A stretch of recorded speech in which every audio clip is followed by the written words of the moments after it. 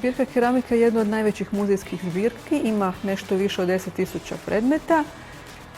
Dakle, svi predmeti od pečene gline, svih kvaliteta. Podijeljena je na više podzbirki po kriteriju samog materijala, odnosno keramičke podvrste, pa tako imamo podzbirke porculana, fajanse, majolike, kamenine, kamenjače, ali isto tako po kriteriju namjene, na primjer građevinsku keramiku imamo, zatim podzbirku sanitarne keramike, posebne su zbirke, odnosno podzbirke, moderne keramike, suvremene keramike i jako zanimljiva podzbirka keramičke tehnologije. Ako želimo identificirati drvo od kojeg je neki predmet, namještaj izrađen, imamo zapravo 3 mogućnosti.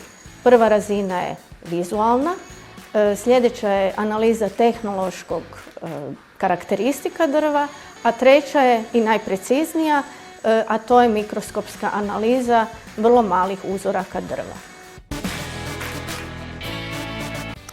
Pozicija kustosa za digitalne sadržaje u Muzeju za umjetnost i obrt zamišljena je kroz suradnju sa drugim kustosima, odnosno voditeljima zbirki, odjelom za PR i naravno s edukativnim odjelom, tako da razvijamo i osmišljavamo, objavljujemo sadržaje kroz koje predstavljamo sve ono što muzej radi, ali u digitalnom obliku.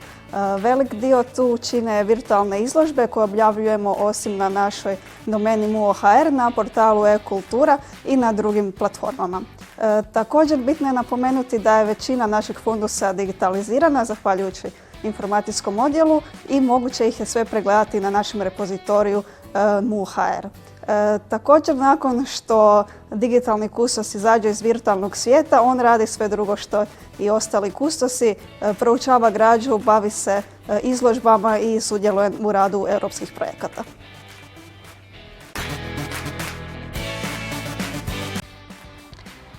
Kustos bilo koje zbirke prvenstveno mora biti posničar umjetnosti. Međutim, završetak glazbenog školovanja je u svakom slučaju prednost s obzirom što lakše se prepoznaju različite vrste instrumenata.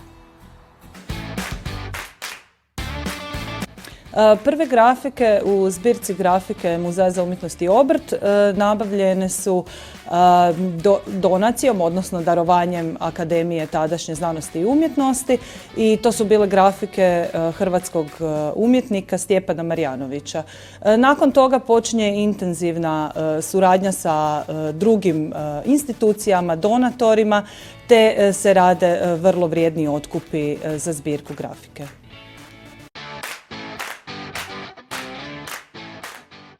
Pa zbirka bjelokosti u Muzeju za umjetnost i obrt nije jedina zbirka bjelokosti u hrvatskim muzejima.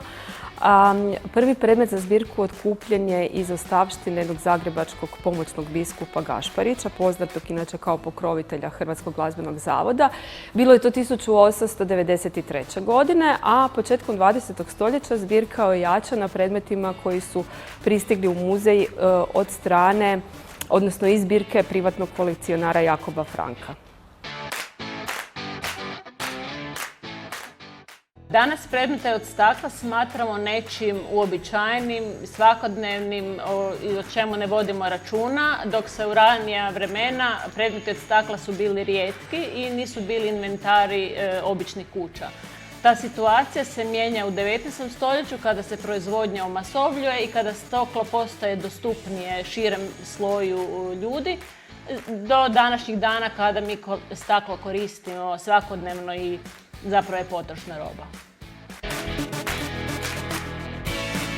Nažalost, trenutno fundus zbirke tekstila Muzeja za umjetnost i obrt ne posjeduje predmete suvremene visoke mode, ali to ne znači da ih nećemo imati, ali u svakom slučaju ako ćemo ih imati sa zadovoljstvom će biti predstavljeni u novom stalnom postavu muzeja.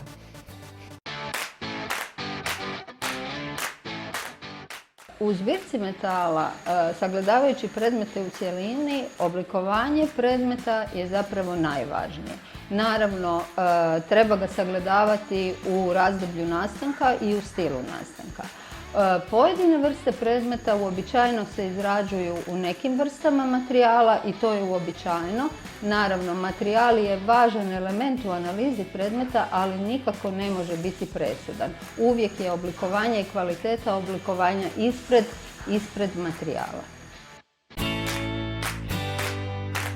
U načelu da.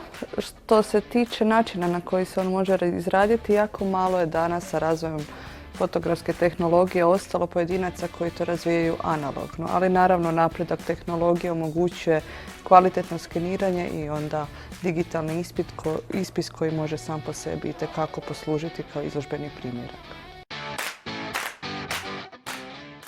Pa fotografija je između ostalog i medij koji bilježi događaje, pa je onda najlakše utvrditi kada je fotografija nastala po tome što je na njoj snimljeno, odnosno po njezinom sadržaju. Ali naravno kada se radi o starijim fotografijama, pogotovo onima recimo iz 19. stoljeća, početka 20. stoljeća, onda nam tu pomažu i druge stvari, odnosno otkrivamo tehniku, tehnologiju kako je nastala, papir, ali i po nekim detaljima na samoj fotografiji, kao što su recimo kod portretne fotografije oprema studija, pa čak i detalji kao što su odjeća ili frizure fotografiranja. Odgovor je više značajan. Znači, s jedne strane imate predmete koji jesu funkcionalni, imamo boce, imamo kutije, recimo u našoj podzbirci ambalaže, koji naravno jesu funkcionalni, da su razbijene boce ne bi ih stavljali u zbirku. S druge strane imate potencijalno funkcionalne predmete za koje nitko ne zna da li bi možda bili funkcionalni, kao recimo pisaće mašine, koje da nađemo neku traku za pisanje, možda bi se njih moglo iskoristiti. A imate onda i predmete koji naravno su došli u zbirku recimo 50. i 60. godina, električni aparati poput usisavača ili recimo Mikija, mlinca za kavu, koji možda jesu funkcionalni, ali nitko se ne bi usudio uključiti ih u struju. Tako da ima različitih vrsta predmeta, ali svi su oni prihvatljivi za našu zbirku ako su na neki način doprinijeli kvaliteti dizajna i naše zbirke.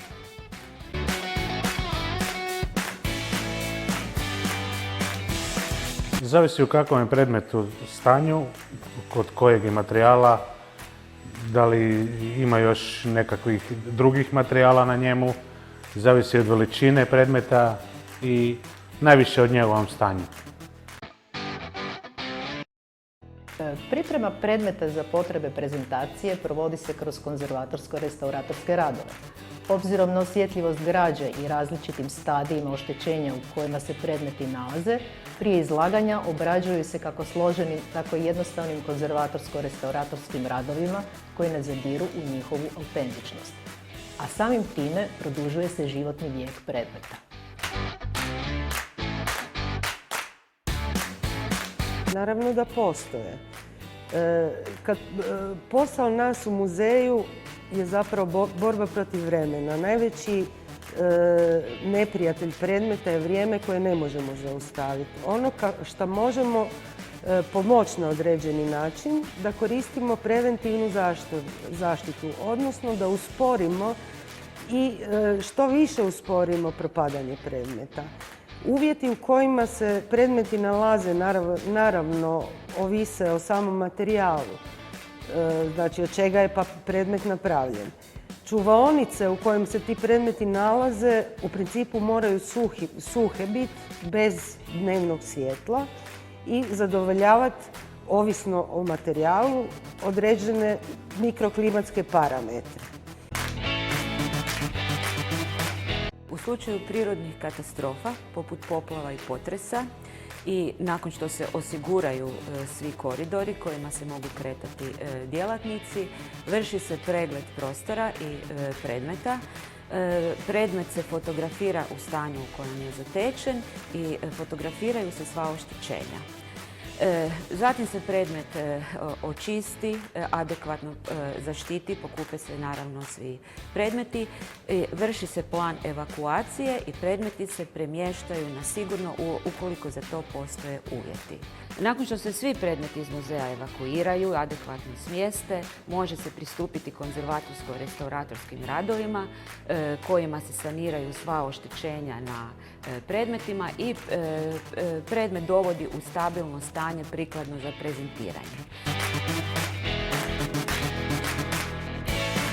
U načelu, greške u restauriranju se ne smiju događati, a da bi se to postiglo, mora se pomno isplanirati konzervatorsko-restauratorski zahvat unaprijed, provesti sva potrebna istraživanja i koristiti reverzibilne materijale da ukoliko i dođe do nekakve nezgode, da se možemo vratiti na početnu poziciju. Muzejski pedagog na različite načine pokušava upoznati i približiti muzejski sadržaj muzejskoj publici, surađuje sa raznim odgojno-obrazovnim institucijama i oformira programe koji pokušavaju približiti mladima bolje muzejski sadržaj, organizira likovno-kreativne radionice, organizira igraonice, vodstva po izložbama, različite panele i tribine i ostalo.